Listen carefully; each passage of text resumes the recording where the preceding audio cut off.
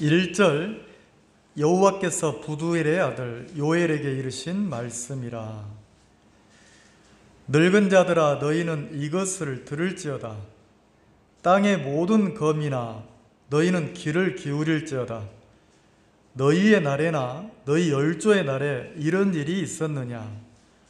너희는 이 일을 너희 자녀에게 고하고 너희 자녀는 자기 자녀에게 고하고 그 자녀는 후 시대에 고할 것이라.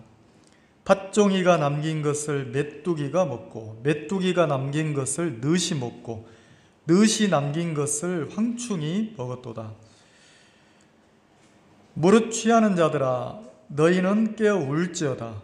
포도주를 마시는 자들아 너희는 곡할지어다. 이는 단 포도주가 너희 입에서 끊어졌음이니 한 이족이 내 땅에 올라왔음이로다. 그들은 강하고 무수하며 그 이는 사자의 이 같고 그 어금니는 사자의 어금니 같도다. 그들이 내 포도나무를 멸하며 내 무화과 나무를 긁어 말갛게 벗겨서 버리니 그 모든 가지가 하얗게 되었도다. 8절 너희는 애곡하기를 처녀가 어렸을 때 약혼한 남편을 인하여 굵은 배로 동이고 애곡함같이 할지어다. 소제와 전제가 여호와의 전에 끊어졌고 여호와께 수종드는 제사장은 슬퍼하도다. 밭이 황무하고 토지가 처량하니 곡식이 지나여 새 포도주가 말랐고 기름이 다하였도다. 농부들아 너희는 부끄러워할지어다. 포도원을 다스리는 자들아 곡할지어다. 이는 밀과 보리의 연고라. 밭의 소산이 다 없어졌음이로다. 포도나무가 시들었고 무화과 나무가 말랐으며 석류나무와 대추나무와 사과나무와 및 밭의 모든 나무가 다 시들었으니 이러므로 인간의 희락이 말랐도다. 12절까지만 읽었습니다. 이 요엘 성경은 이스라엘 남유다 왕국을 향해서 남이스라엘을 향해서 하나님이 1절에 보면 여호와께서 부두엘의 아들 요엘에게 이르신 말씀이라 그랬으니까 요엘이란 사람에게 아버지가 있었는데 이름이 부두엘이었나 봐요. 부두엘. 근데 이 부두엘이란 뜻이 어떤 뜻이냐면 이 사람은 하나님을 확신하고 사는 사람 이런 뜻이에요. 그러니까 요엘의 아버지 이름이 어떤 의미가 있냐면 요엘의 아버지 그러면 이 사람은 하여튼 고리타분할 정도로 하나님을 이렇게 확신하고 있는 사람이란 말이에요. 근데 이제 이 아들의 이름은 무슨 뜻이냐면 여호와는 하나님이시다 이 뜻이에요. 그러니까 이제 이 아버지를 통해서 이 아들이 배운 게 뭐냐면 하나님, 그분은 여호와다. 그분은 하나님이시다. 그러니까 아버지하고 아들하고 약간 일맥상통하는 게 뭐냐면 시대적인 배경을 보면 이 시대에 부두엘이라고 이렇게 여호와를 확신하고 살 수 있는 시대가 아니에요. 참고로 한번 볼까요? 예레미야서를 한번 찾아봅시다. 어떤 시대냐면 이게 약간 참고가 될 거예요. 여기는 접어놓고 다시 돌아올 테니까 1112쪽이나 13쪽을 한번 찾아보세요. 이 시대에 대해서 설명이 나와 있는데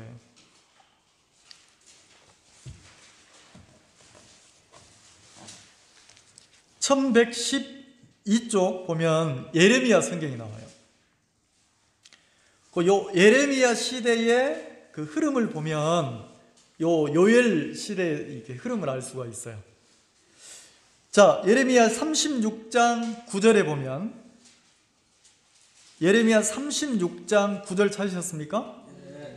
유다 왕 요시야의 아들, 그러니까 유다의 왕이 있는데 여호야김이라는 왕이 있어요.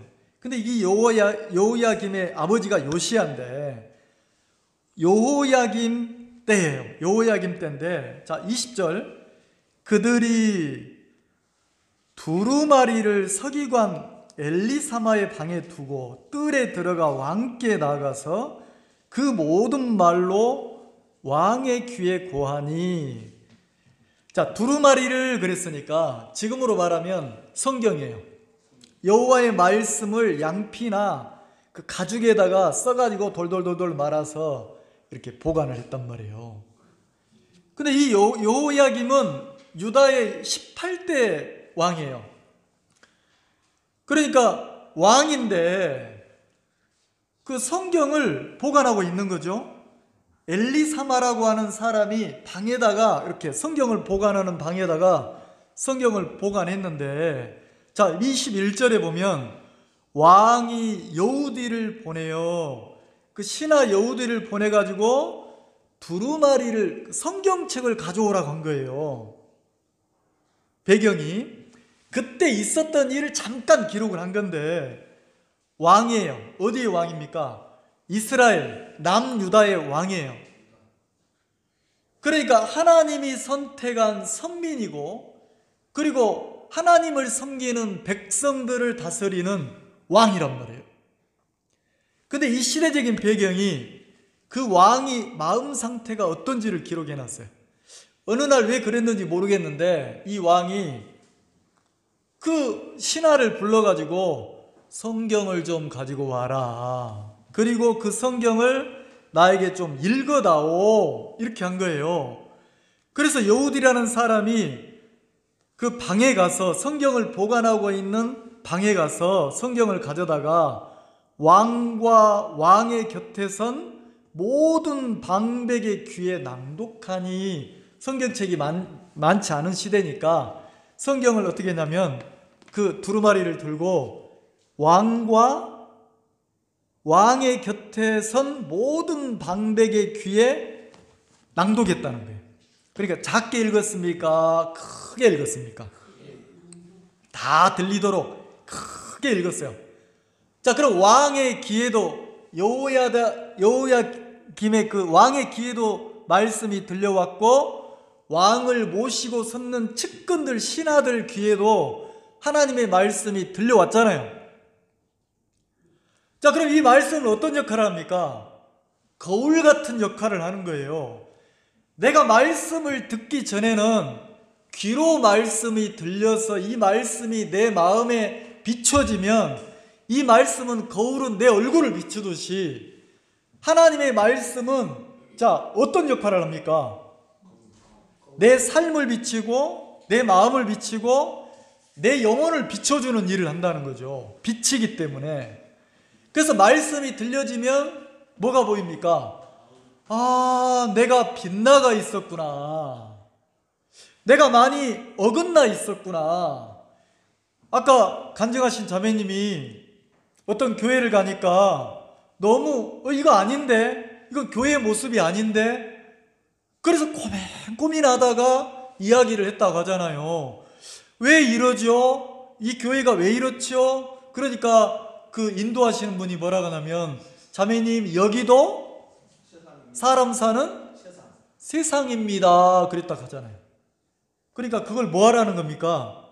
이상하게 여기지 말고 받아들이세요. 적응하세요. 자, 그럼 만약에 이 자매님이 그걸 듣고 그렇게 배웠다면, 적응을 했다면, 그 자매님은 세상 사람이 되는 겁니까? 신앙인이 되는 겁니까? 여러분, 교회는요, 세상에 있지만 교회는 세상에 속한 곳이 아니에요. 교회는 어디에 속했습니까? 하늘에 속했어요. 하나님께 속한 거예요. 그래서 이 교회에 오면 교회의 머리는 누가 되냐면 주님인 거예요. 세상에 있는 것 같지만 이 교회는 신기하게 머리 되시는 주님으로 말미암아서 하늘의 세계가 계속 흐르는 거예요. 그래서 이 교회를 오면 세상에 젖어있던 내 마음이 어떻게 합니까?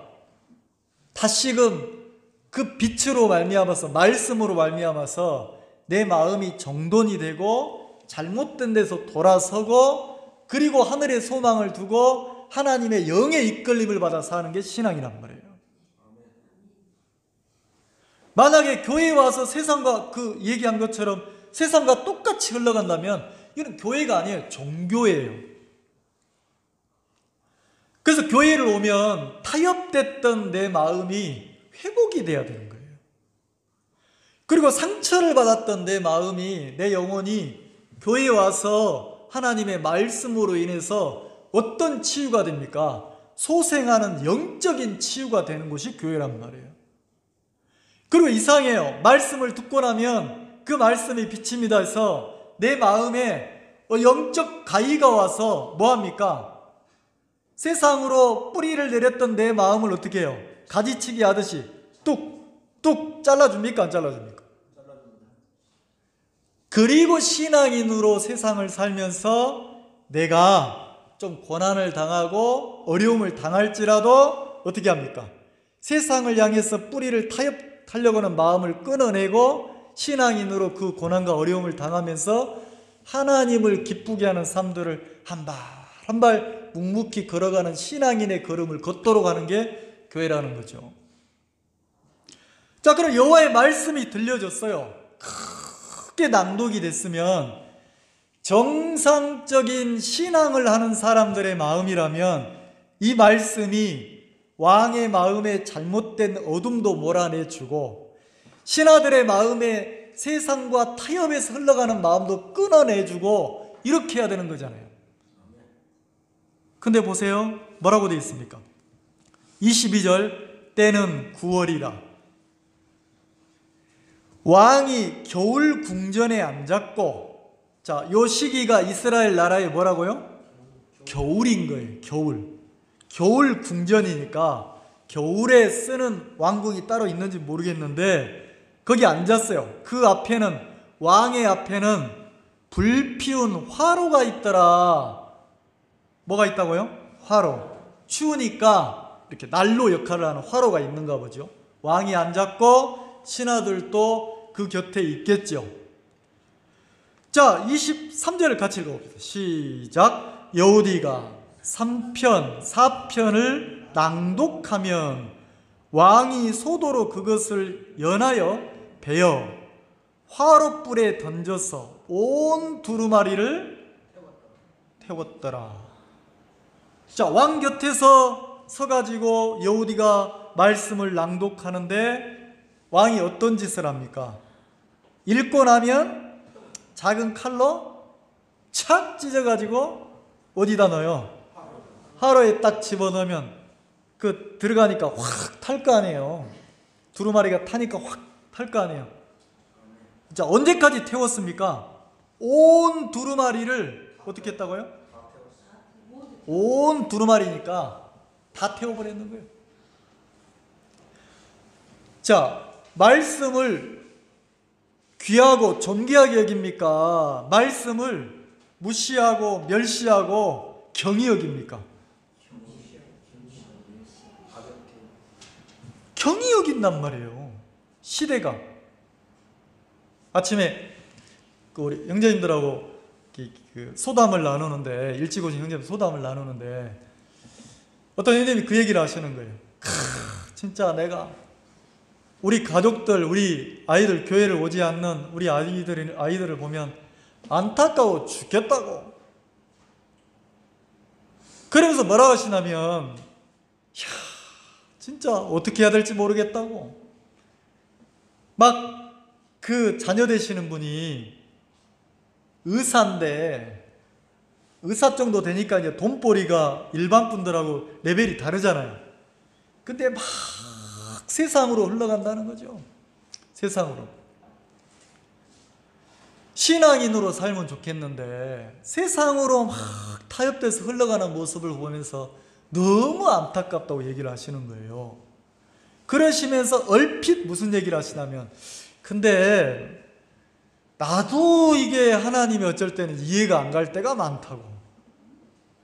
나도 잘못하면 내 마음이 넘어질 정도로 이렇게 이해가 안 될 때가 많다고. 왜냐하면 신앙인으로 내가 인생을 사니까 그렇지, 신앙의 마음을 접고 내가 세상 사람처럼 보면 신앙하기가 너무 어렵고, 그리고 나는 왜 이렇게 세상 사는 게 여유가 있는 게 아니고 막 단내가 나고, 이 나이 먹도록 내가 막 힘들고 어렵고, 왜 내가 이렇게, 우리는 구원받았는데 이렇게 어렵게 살아야 될지 모르겠다고. 근데 어렵게 사는데 저 건너편에, 이쪽에서 저 건너편에 세상 사람들을 보니까 너무 형통한 사람들이 많다는 거죠. 자, 나는 어렵게 사는데 건너편을 보니까, 세상 신앙 않는 사람들을 보니까 진짜 편하게 가만히 있어도 잘 사는 사람이 많더라는 거예요.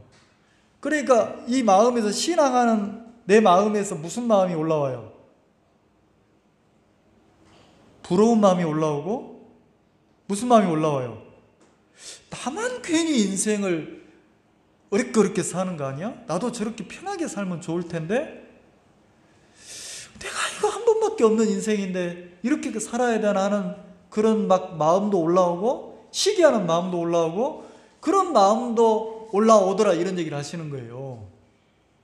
자, 근데 제가 이제 그 이야기를 딱 들으면서 우리 마음속에, 우리도 그럴 때가 있습니까, 없습니까? 있죠. 근데 신기하죠. 성경에 그 형제님이 얘기한 것처럼 그대로 그 마음을 가졌던 사람이 나와요. 시편 73편 한번 볼까요? 시편 73편. 둘도 하나도 뺄 것 없이 똑같이 이야기하는 사람이 나와요. 아삽이라는 사람이 나오는데, 아삽은 찬양대 악장이었어요. 단장이었어요. 찬송 단장, 합창단 단장이었는데, 다윗과 솔로몬 시대에 성전에서 이렇게 찬양으로 하나님께 예배를 드리고 그걸 주관하는 사람이었어요. 근데 이 아삽이라는 사람이 많이 시를 많이 썼단 말이에요. 근데 그 중에 하나가 시편 73편인데 이렇게 돼 있어요. 73편 1절, 하나님이 참으로 이스라엘 중 마음이 정결한 자에게 선을 행하시나. 그러니까 하나님을 섬기는 성도는 뭘로 연결되냐면 정결함으로 연결된다는 거죠. 정결함으로. 근데 2절에, 근데 나는 내가 성전에서 찬양을 담당하고 있고 제사를 지내거나 막 이럴 때 여호와를 섬기는 일에 봉사하는 단장, 악장인데 자기를 말하는 거예요. 나는 거의 실족할 뻔하였고 내 걸음이 미끄러질 뻔했다는 거예요. 겉으로 볼 때는 자기가 신앙이 좋은 것처럼 보이는데 자기 마음이 실족할 뻔하였고 넘어질 뻔한 게 많다는 거죠. 왜? 이유가 3절, 이는 이유죠. 내가 악인의 뭘 보고? 형통함을 보고 오만한 자를 시기했다는 거죠. 다시 말해서 하늘의 영적인, 지금으로 말하면 교회 편에 속해서 신앙인으로 살 때 교회 편에서 세상 편을 보면 교회와 세상이 살아가는 게, 그 관념이 맞습니까? 틀립니까? 신앙인이 세상을 살아가기가 쉽습니까? 어렵습니까? 타협해서 살면 쉬워요. 근데 타협 안 하고 깨끗하게 정결하게 하나님 앞에 살기가 어려운 시대라니까. 그러면서 이 사람이 이 다윗과 솔로몬 시대에 신앙을 하지 않고 사는 사람 편을 보니까 넘어질 뻔했다는 거예요. 뭘 넘어질 뻔했냐? 시기가 나더라는 거지. 자, 4절, 저희는, 자, 악인들은, 믿지 않는 사람들은, 신앙 없이 사는 세상에 속한 사람들은 죽을 때에도 고통이 있어, 없어? 그러니까 이 아삽이 보니까 죽을 때에도 편하게 죽더라는 거예요. 억울하다는 거지. 안 믿었으면 죽을 때에 어떻게 죽어야 돼? 으아! 하나님! 살았어요. 막 이렇게 반성을 해야 되는데 그래 안 하고 어떻게 죽어요? 잠자듯이 편하게 죽는 사람도 고통 없이 죽는 사람이 많더라는 거예요. 자기는 뭘 기대하고 있어요? 믿는 사람과 안 믿는 사람이 하나님이 차별을 둬가지고 믿는 사람은 죽을 때에도 미소를 띠면서 입이 귀에 걸려가지고 편하게 죽어야 되고 안 믿는 사람은 어떻게 죽어야 돼요? 막 인상 쓰면서 괴로워서 죽어야 되는데 반대인 거예요. 죽을 때에도 고통이 없고 그리고 힘이 막 건강한 거예요. 자, 5절 타인과 같은 고난이 있어요 없어요? 없고 재앙도 없고. 자, 우리 편에서 우리가 전도할 때 하나님 믿으세요, 신앙하세요, 그러면 고통도 끝나고 평안해집니다. 진짜 그래요? 신앙하면 고통이 없어지고 평안해집니까? 아니, 틀린 말은 아니에요. 하늘의 평안을 누리고 사는 게 신앙인이에요. 세상의 평안이 아니고 하나님의 평안을 누리고 사는 게 신앙이에요. 근데 문제가 없습니까? 아니라니까. 근데 우리 편에서 안 믿는 세상 사람 보면 오히려 주말마다 캠핑 가고 놀러 가고 막 잘 먹고 걱정할 것이 없이 사는 사람들이 많아요.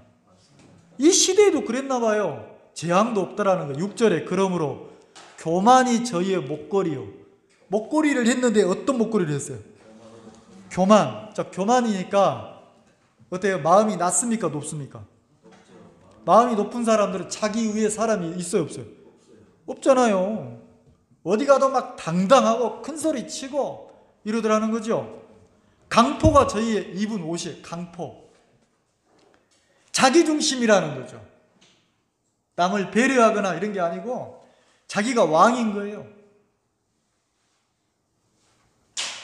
7절 살찜으로 저희 눈이 솟아나며. 살찜으로. 자, 그냥 살이 찝니까? 잘 먹어야 되잖아요. 잘 먹고 잘 산다는 거지. 저희 소득은 마음의 소원보다 뭐 했다고요? 자, 소득. 지금으로 말하면 소득, 그러니까 경제관념이죠. 가만히 있어도 자기가 원하는 것보다 더 많이 벌리더라는 거지. 큰일 났네 이제. 아까 자매님 간증할 때 그 애절함이 느껴지잖아요. 자기가 무슨 선한 뜻을 가지고 인생을 살고 싶은데 가만히 있어도 소득이 막 늘어난다고 합니까? 계속 강구하고 있다고 합니까? 근데 악인은 더 많아진다는 거죠. 소원보다 더 많아져. 그게 무슨 말이에요? 가만히 있어도 돈이 불어나는 구조를 만들고 살더라는 거예요. 누가? 아삽이 보니까 신앙 않는 사람이. 그러니까 아삽의 마음에 시기가 나더라는 거예요. 말도 거만. 이 한번 나중에 읽어보세요. 자, 11절 말하기를 이 사람들 하나님을 두려워 안 해. 하나님이 어찌알랴. 지극히 높은 자에게 지식이 있으랴. 그러면서 하나님을 두려워 안 하고 막 사는 거예요. 막. 12절 같이 읽어봅시다. 시작. 볼지어다 이들은 악인이라 항상 평안하고 재물은 볼지어다. 이들은 뭐라고요? 악인이니까. 하나님을 섬기는 신앙인입니까? 세상에 속한 사람입니까? 근데 이들은 악인인데 항상 뭐하고? 평안하고 재물이 뭐하다고요? 많아. 이걸 보고 우리는 뭐라고 합니까? 세상에서는 어떤 사람이라고 합니까? 항상 평안하고 재물이 많은 사람 보고 뭐라고 그래요? 성공한 사람. 어떤 인생? 행복한 인생 그러잖아요. 맞죠? 그러니까 그 형제님 자녀분이 우수하니까 막 내가 엄마 아빠가 살아온 삶을 보니까 신앙인으로 막 아버지가 믿음 얘기는 하지만 어렵게 무릎 꿇으면서 하나님을 찾고 사니까 이 아들은 그렇게 살고 싶어 안 살고 싶어? 나는 그거 말고 어떻게 살고 싶어요? 평안하게, 부유하게. 어떤 행복을 꿈꾸고 있습니까? 신앙인의 행복입니까? 세상의 행복입니까? 그렇게 사는 사람들이 있더란 말이에요. 14절 반대로 자기를 얘기했어요. 지금까지는 자기가 보는 신앙하지 않는 시기가 나는 사람들을 얘기했고 14절에는 자기를 딱 한마디로 표현했어요.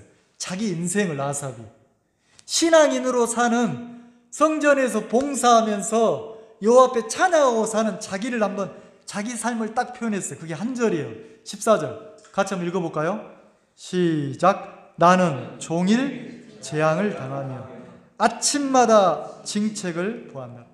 영어 성경에는 나는 온종일, 여기 온이 들어가 있어요. 온종일 재앙을 당하며, 그 다음에 매일 아침마다 징책을 보았도다. 이게 누구의 삶입니까? 성전에서 하나님을 섬기고 봉사하고 사는 아삽의 삶이에요. 나는 온종일 뭘 당해요?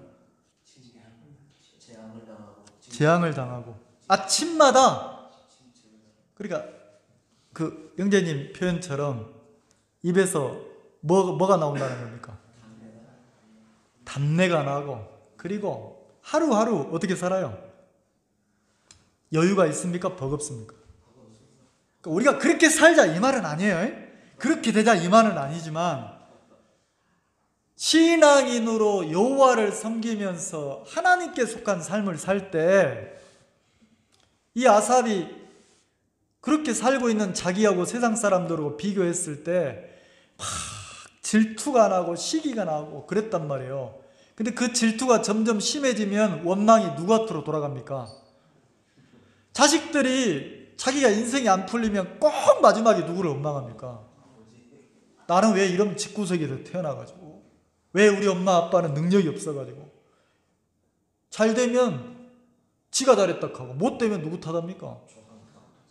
똑같아요. 신앙하는 사람들은 결과가 마지막에 자기를 보면 그 시기가 누구한테 돌아갑니까? 하나님 원망하잖아요.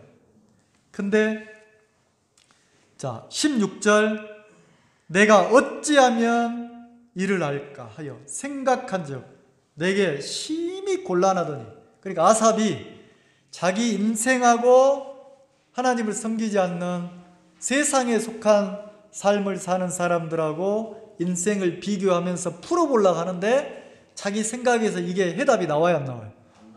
안 나오는 거예요. 그러니까 미끄러질 뻔하고 넘어질 뻔하는 거죠. 이거 내가 신앙인으로 사는 게 헛된 거 아니야? 내가 미련하게 사는 거 아니야?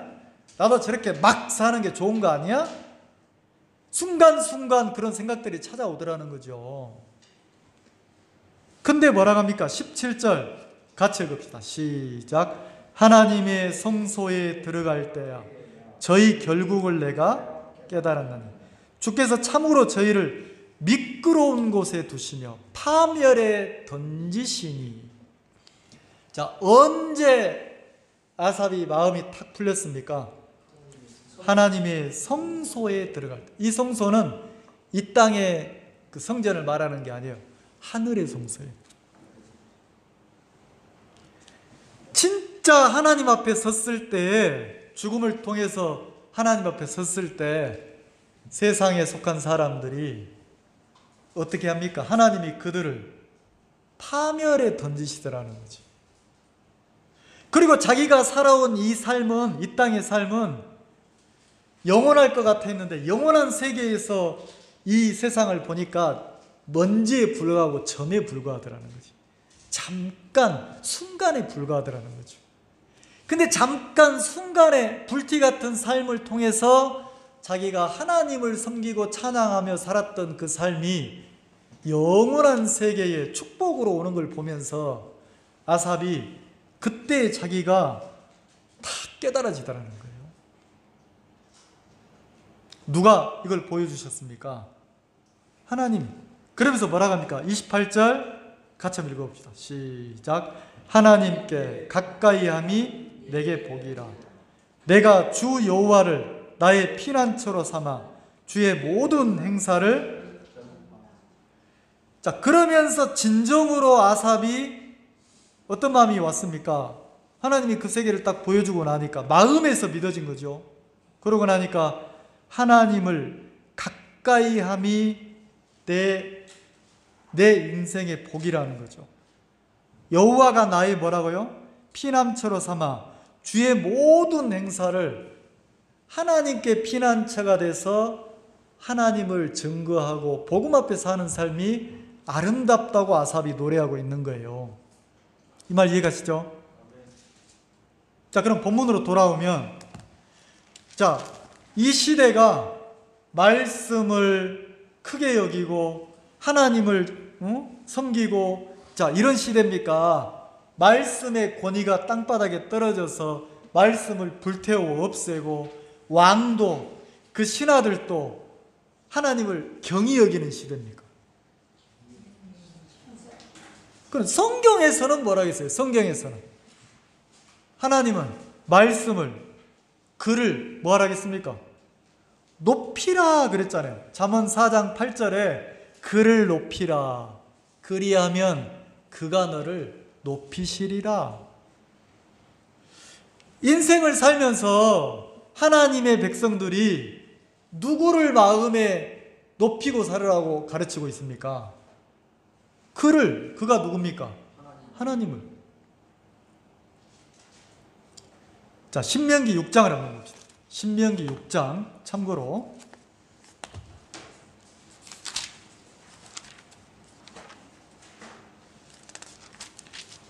272페이지.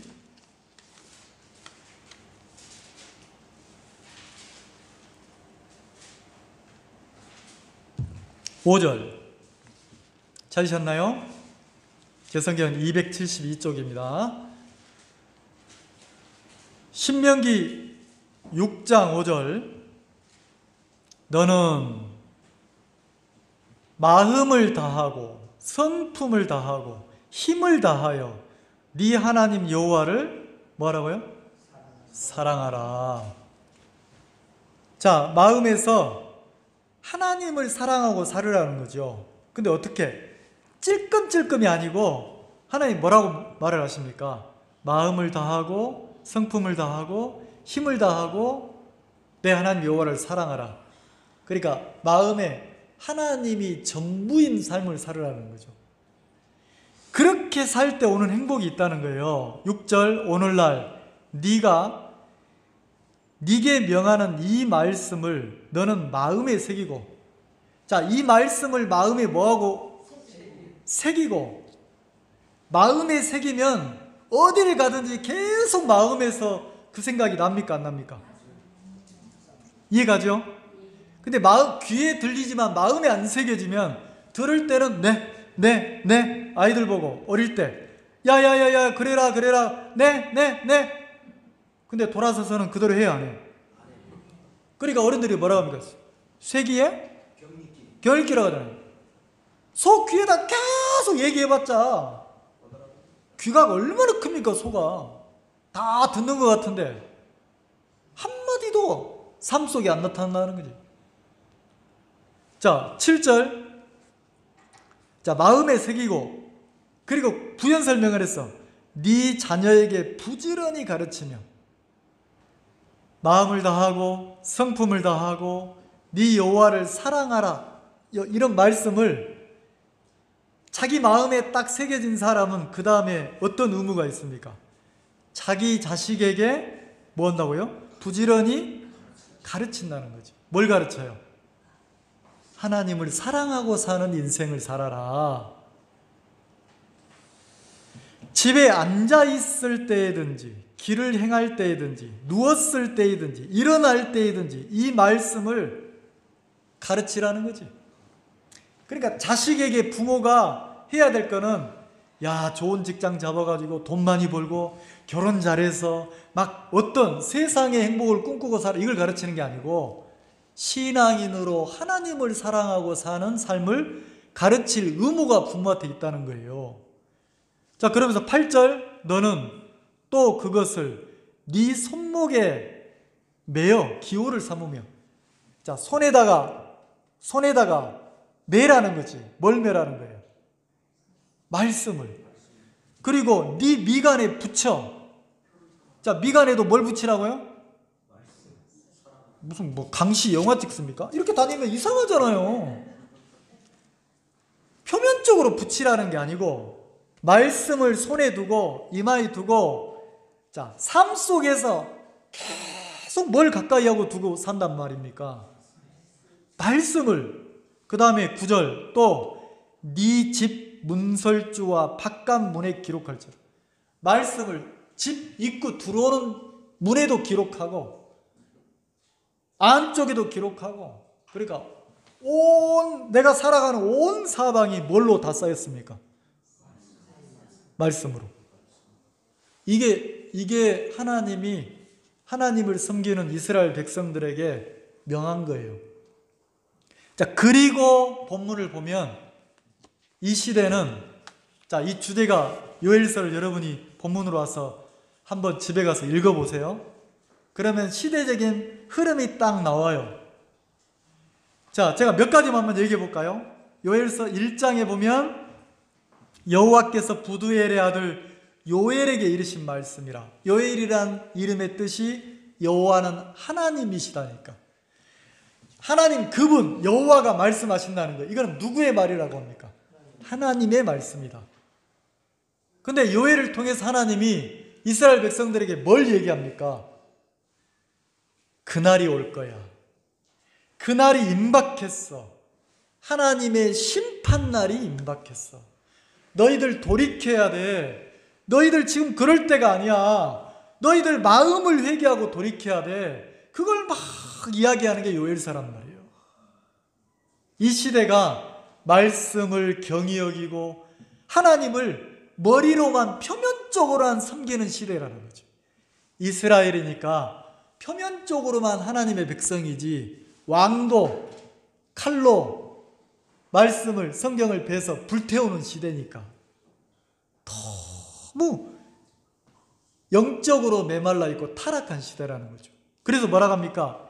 이렇게 말했어요. 2절에 늙은 자들아 너희는 이것을 들을지어다. 자, 이것을 들을지어다 그랬으니까 요엘을 통해서 말씀하시는 하나님의 말씀을 들을지어다. 그러면서 뭐라고 합니까? 말씀을 들으라고 하면서 땅의 모든 거민들아.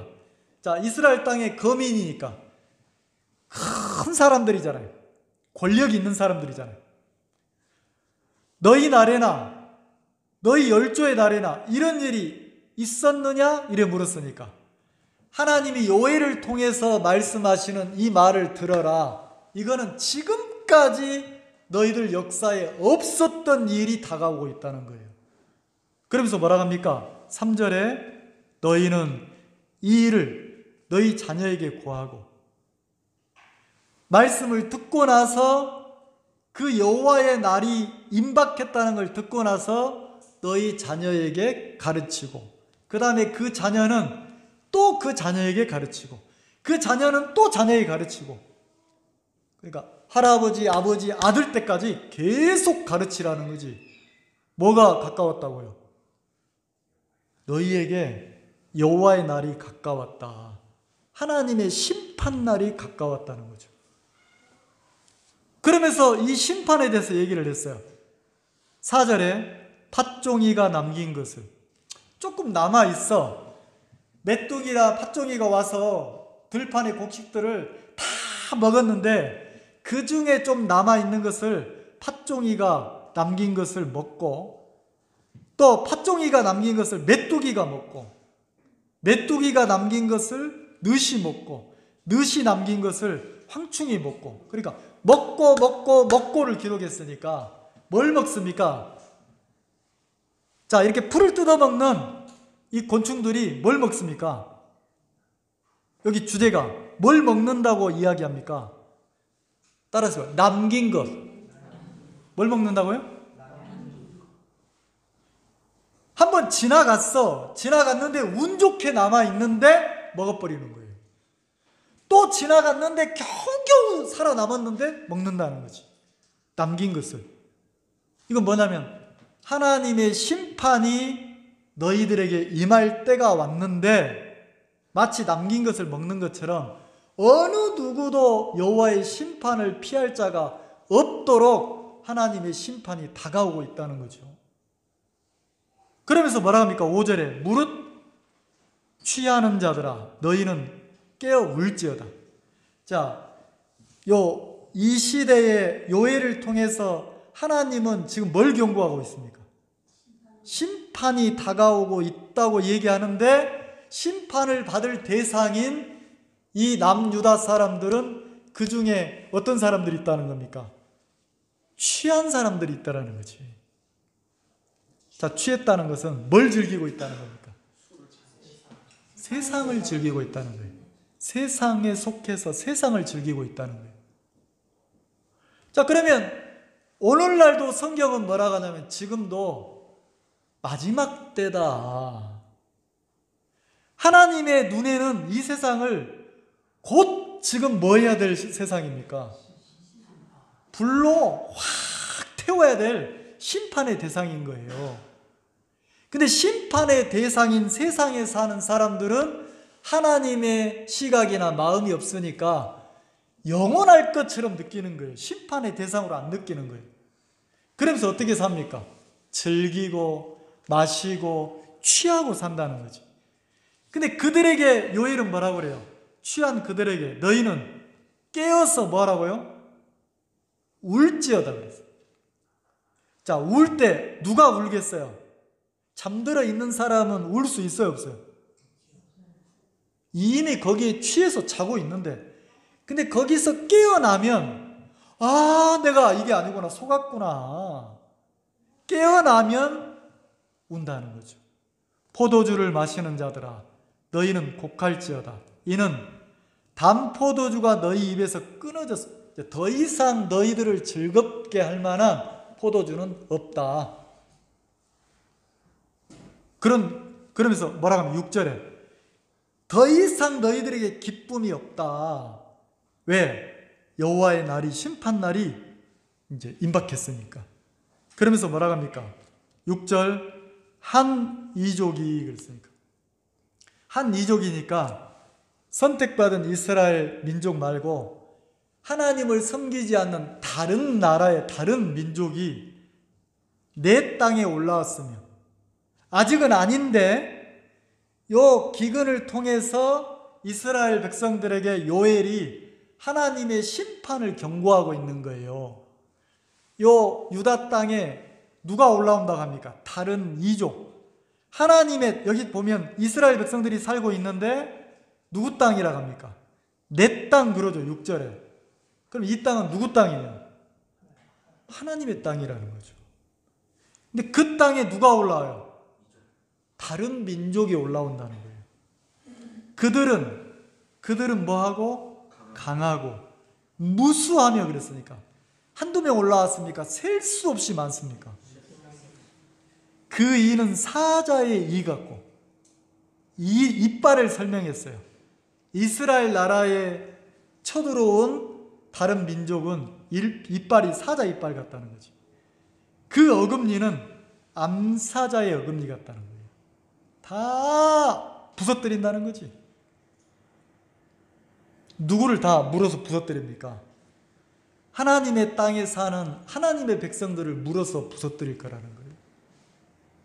왜요? 이건 심판을 경고하잖아요. 그래서 8절부터 12절까지는 전부 애곡하라, 굵은 베옷을 입고 애곡하라, 부끄러워해라, 막 슬피 울어라, 곡하면서 울어라. 이게 1장의 내용이에요. 그러면 하나님 편에서는 애곡하라, 굵은 베옷을 입고 슬피 울어라, 부끄러워해라, 막 이렇게 곡하며 울어라. 하나님은 이렇게 말씀을 하시는데, 문제는 하나님은 요 남유다 사람들을 향해서 그렇게 말씀하시는 이유가 뭐예요?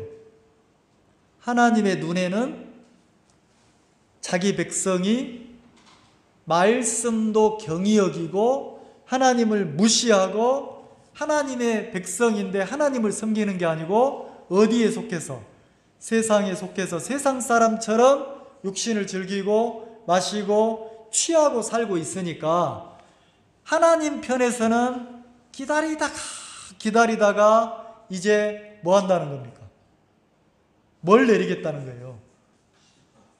심판을 내리겠다는 거예요.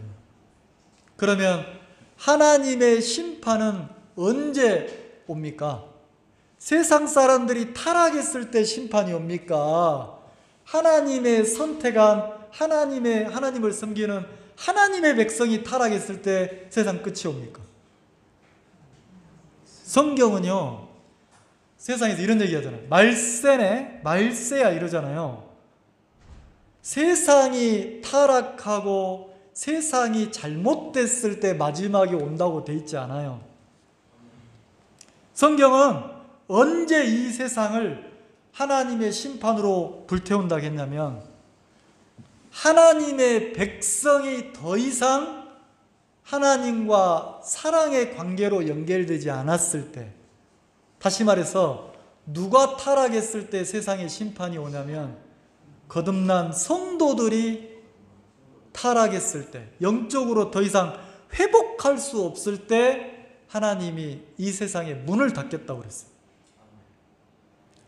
대표적으로 요한계시록에 7개 교회가 나오잖아요. 그 중에 7번째 라오디게아 교회가 나와요.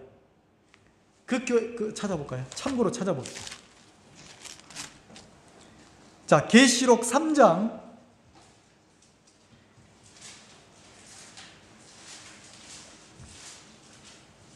14절 403페이지입니다. 신약.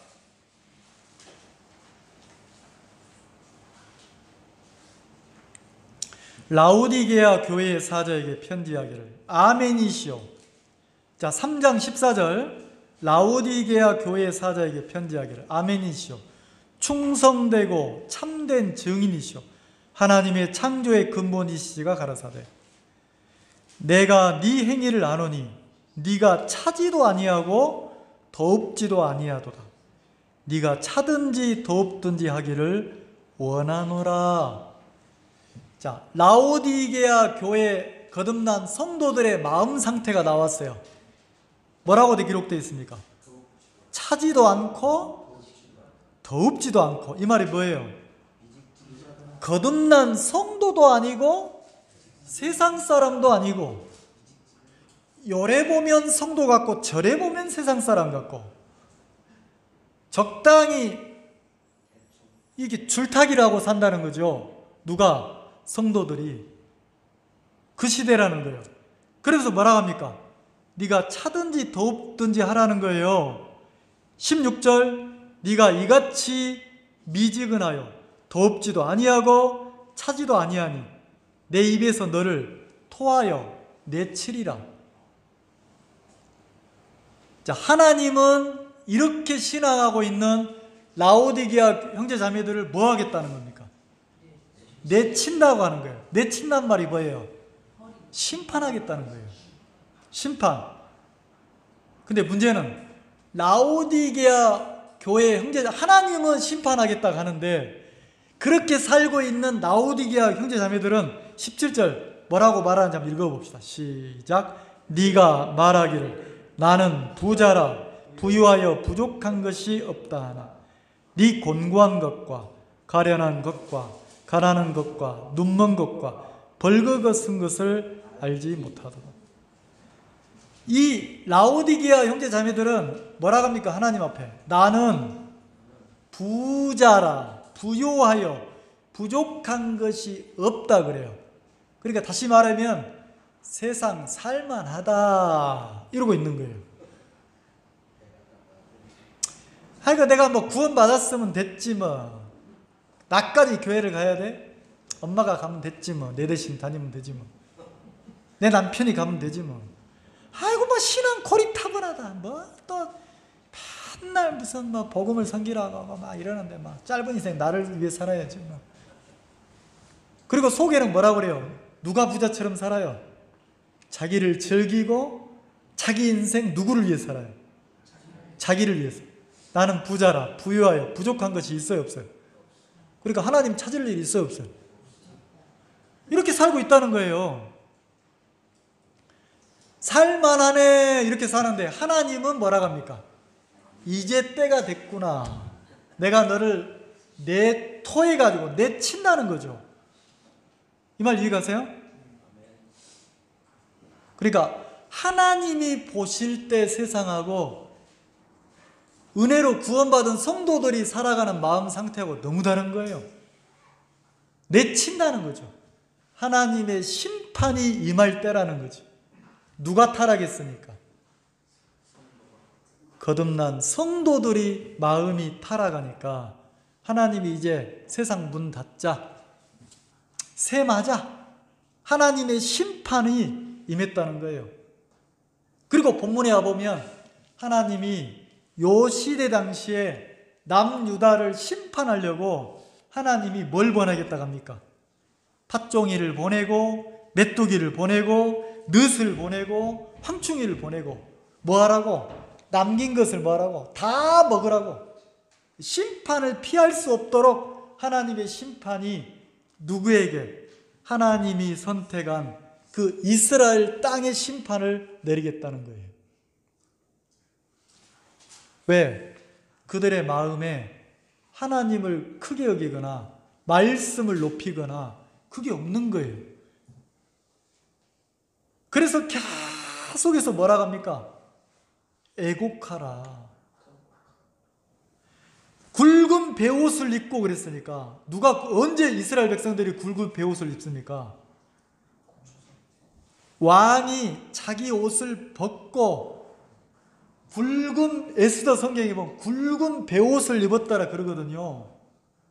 조복을 벗고 왕의 옷을 벗고 굵은 베옷을 입어. 언제 굵은 베옷을 입습니까?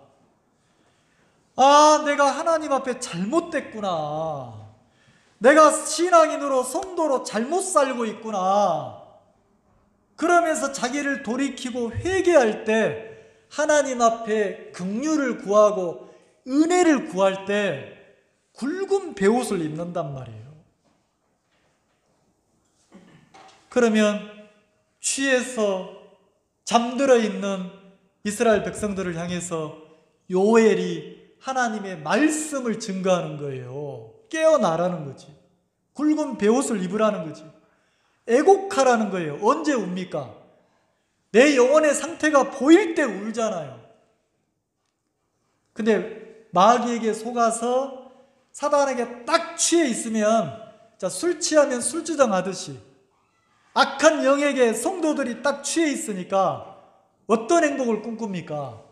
세상의 행복을 꿈꾸고 세상 사람들처럼 세상에서만 소망 이런다는 거죠. 근데 뭐 하라고 합니까? 깨어나라는 거죠.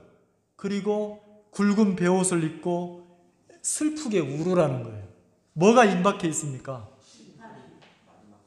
자, 하나님의 심판은 어떤 심판입니까? 이놈 새끼 잘못하면 죽여 이런 심판입니까? 그게 아니에요. 행위의 심판이 아니고 언약의 심판이에요. 언약의 심판. 언약의 심판이 뭐죠? 하나님과 이스라엘 백성들이 약속을 했어요. 네가 이 말씀을 지키면 복을 받고, 네 가족도 복을 받고, 네 자녀도 복을 받고, 네 가축도 복을 받고, 들어와도 복을 받고, 나가도 복을 받고. 근데 만약에 이 약속을 어기면 뭐 한다고 했어요? 저주를 받는다는 거지.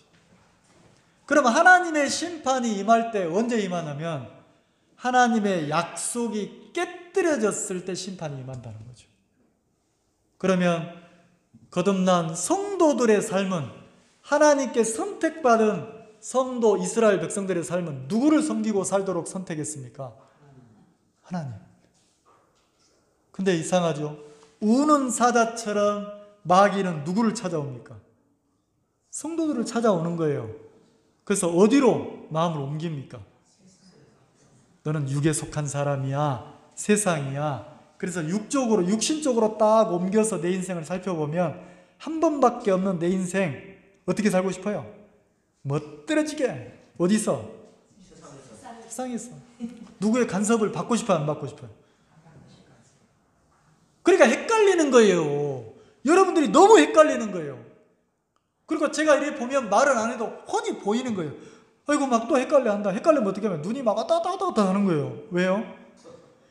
교회 와서 말씀을 들으면 하나님의 사람으로 돌아와. 문 열고 딱 나가면 그때부터 뭐라고 합니까? 옷을 딱 입어. 그리고 큰 소리를 쳐. 뭐라고? 어디 사람이라고? 따라서 해보세요. 나는 세상 사람이다. 억울합니까?